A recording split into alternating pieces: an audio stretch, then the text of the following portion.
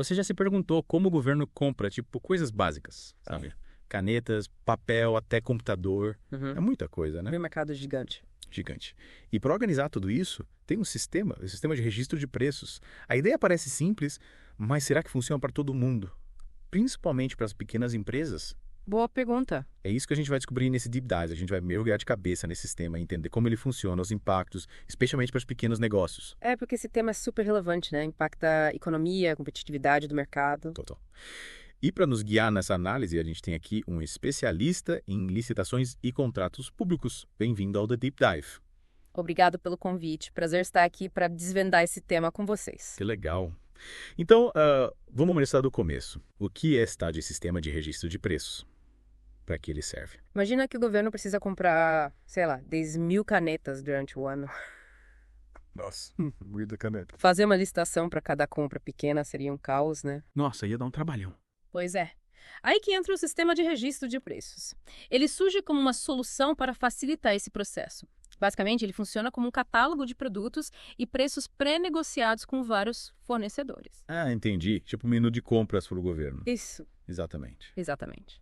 Mas, me explica, como funciona na prática?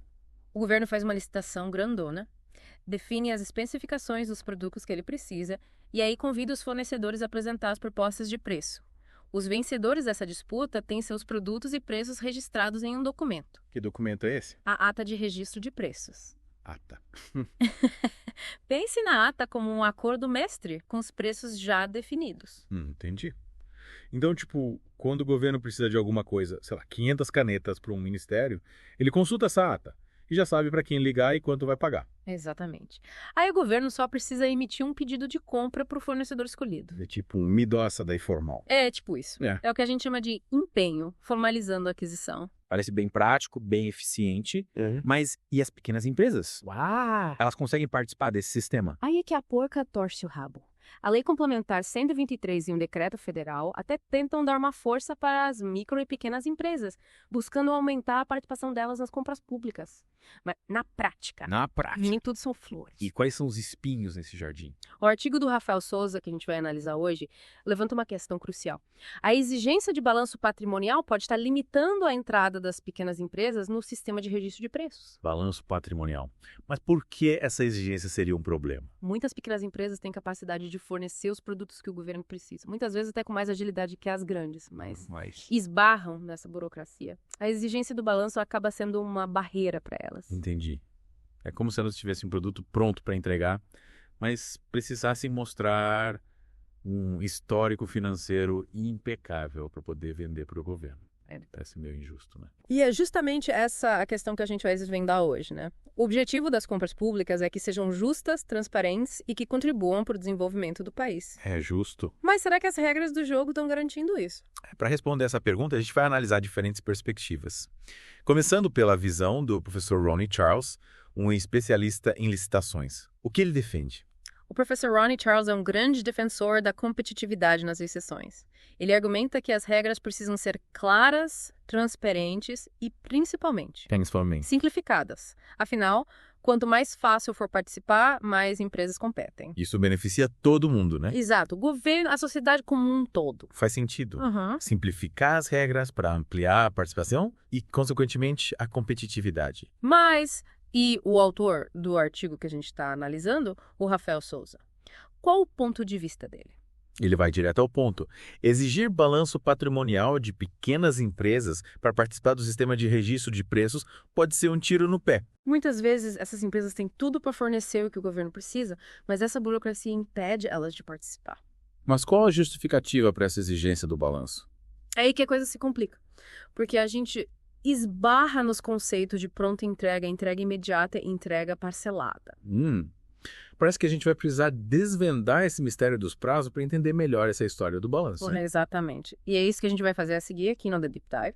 E voltamos para o The Deep Dive. Ficamos de desvendar o mistério dos prazos de entrega, lembra? É verdade. A gente estava falando da exigência do balanço patrimonial no sistema de registro de preços. Isso. E como essa exigência pode ser uma barreira para as pequenas empresas, principalmente quando se trata de produtos com pronta entrega. Mas o que exatamente significam esses termos? Pronta entrega, entrega imediata. É entrega parcelada. Vamos lá. Pronta entrega. Como o nome já diz, significa que o produto está disponível para entrega imediata. É como ir no supermercado, sabe? Pagar o que você precisa na hora. Tipo, sem fila, sem espera. Isso, sem complicação. Já entrega imediata se refere a um prazo de até 30 dias após a emissão do pedido. Seria como comprar online e receber em casa rapidinho. Exatamente. E por último, a gente tem a entrega parcelada, que quando o fornecimento é dividido em etapas, né, de acordo com um cronograma. Tipo, imagina a compra de material de construção para uma obra. Ah, entendi. As entregas são programadas conforme a obra vai andando. Isso. Faz sentido. Faz. Mas me explica uma coisa. Onde entra essa confusão com a exigência do balanço patrimonial? O decreto federal, que tenta facilitar a vida das pequenas empresas, isenta a apresentação do balanço patrimonial em casos de pronta entrega e locação de materiais. A questão é que, na prática, essa isenção não está sendo aplicada ao sistema de registro de preços. Mas por que não? Se o decreto fala em pronta entrega e o sistema permite compras com essa modalidade, a isenção deveria valer, não é? É o que o Rafael Souza argumenta no artigo. Ele questiona essa interpretação. Ele alega que a lata de registro de preços, apesar de permitir compras parceladas ao longo do tempo, não exclui a possibilidade de fornecimento imediato dos produtos. Ou seja, mesmo no sistema de registro de preços, uma pequena empresa poderia ter produtos em estoque prontos para entrega imediata e, portanto, se enquadrar na isenção do balanço. Exato. É como se o governo estivesse ignorando essa possibilidade e exigindo o balanço de todas as empresas, sabe? Indiscriminadamente. Mas qual a justificativa para essa interpretação, que parece ir contra o espírito da lei? O Tribunal de Contas da União, o TCU, tem um entendimento que reforça essa ideia. Eles argumentam que a entrega imediata se refere a um prazo máximo de 30 dias, mas as atas de registro de preços, em geral, têm validade de 1 ano, permitindo compras ao longo desse período.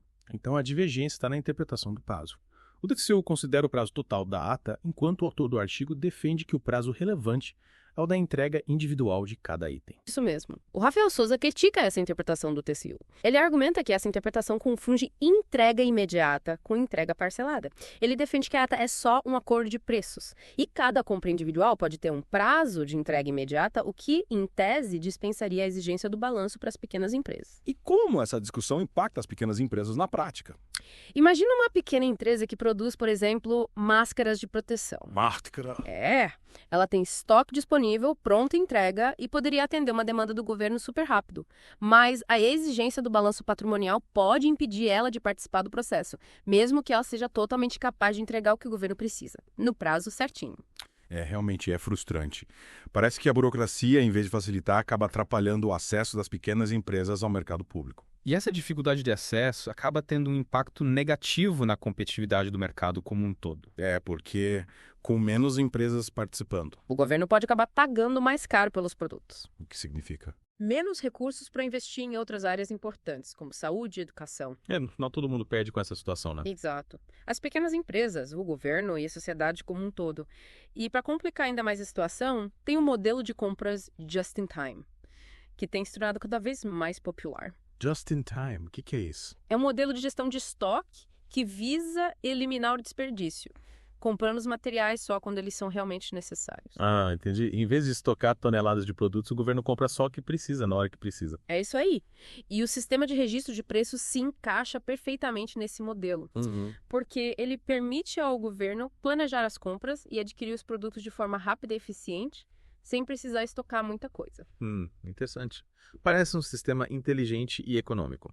Mas qual a relação do just-in-time com a exigência do balanço patrimonial? O Rafael Souza levanta essa questão no final do artigo, com 2 perguntas que nos fazem refletir sobre o papel do sistema de registro de preços e a participação das pequenas empresas. Que perguntas são essas? Ele pergunta: o que deve ser levado em consideração para dispensar a apresentação do balanço patrimonial nas condições do decreto federal? A forma de selecionar o fornecedor ou as características e condições de entrega do objeto citado? Ele está querendo saber se o foco deveria ser na capacidade da empresa de entregar o produto e não na situação financeira dela no passado. Exatamente. E a segunda pergunta é ainda mais provocativa. Ele pergunta: o sistema de registro de preços é utilizado para aquisição de bens de pronta entrega? Se sim, exigir balanço das pequenas empresas não iria contra o que prevê o decreto federal. Ou seja, se o sistema de registro de preços permite a compra de produtos com pronta entrega, a exigência do balanço para as pequenas empresas seria uma contradição com o próprio decreto, que visa facilitar a participação delas nas compras públicas. É isso aí. O Rafael Souza nos convida a repensar as regras do jogo, para que o sistema de registro de preços seja de fato um instrumento de desenvolvimento para todos, inclusive para as pequenas empresas. E aí, o que você acha? As pequenas empresas têm espaço de fato nas compras públicas. A gente continua esse debate daqui a pouco no The Deep Dive. De volta ao Deep Dive.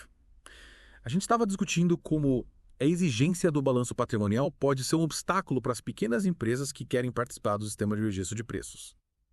Mas será que essa é a única barreira que elas enfrentam? Infelizmente não. Tem outras coisas também. A gente precisa lembrar que, muitas vezes, as pequenas empresas têm menos recursos para investir, né? Em estrutura, tecnologia, capacitação. Isso pode acabar impactando na competitividade delas na hora de disputar com empresas maiores. É como se elas estivessem correndo uma maratona, mas com um tênis furado, né? É uma boa analogia. Elas até podem ter fôlego, mas as condições não são iguais. Além disso, elas podem ter dificuldade de, acompanhar as exigências, né? As burocracias todas do processo licitatório que costumam ser complexas e demoradas. A burocracia é um problema para todo mundo, né? Mas para pequenas empresas, o impacto é ainda maior. Com certeza. E tem outro ponto importante, que é a falta de acesso à informação. Muitas pequenas empresas, elas nem sabem como funciona o sistema de registro de preços. Quais são as oportunidades, como participar das licitações? Nossa, que pena. Elas estão perdendo chances de fazer negócio com o governo por pura falta de informação. Pois é um desperdício. Por isso que é tão importante investir em iniciativas que promovam a capacitação e orientação para essas empresas. Sim, total. Elas precisam entender as regras do jogo para poder competir de igual para igual. E você que está nos ouvindo, já pensou em fornecer para o governo? Pode ser uma baita oportunidade de expandir o seu negócio. Com certeza. E tem vários recursos disponíveis para te ajudar nesse processo, viu? Tem sites, portais com informações sobre licitações, editais, legislação. Que legal. E também tem cursos e consultorias especializadas, né, que podem te ajudar a entender melhor esse caminho. Isso. Vale a pena pesquisar, se informar.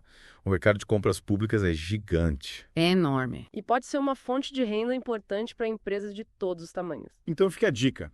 Se você tem um pequeno negócio e quer crescer, o sistema de registro de preços pode ser uma ótima porta de entrada para o mundo das compras públicas. Exatamente. Mas é importante te preparar, né? Enfrentar os desafios, se adaptar a exigências. Informação, planejamento e persistência são essenciais para ter sucesso nesse mercado. E, claro, contar com a ajuda de especialistas, né? Sempre ajuda. Bom, pessoal, esperamos que esse mergulho no sistema de registro de preços tenha ajudado vocês a entender melhor esse universo.